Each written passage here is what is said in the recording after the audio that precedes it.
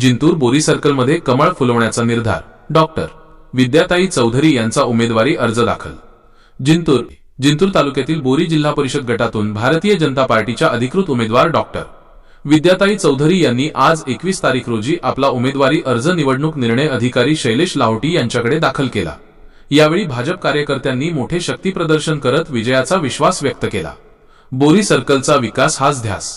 उमेदवारी अर्ज दाखल केल्यानंतर डॉक्टर विद्याताई चौधरी यांनी माध्यमांशी संवाद साधला। त्या म्हणाल्या, बोरी सर्कलचा सर्वांगीण विकास करणे हाच माझा मुख्य ध्यास आहे।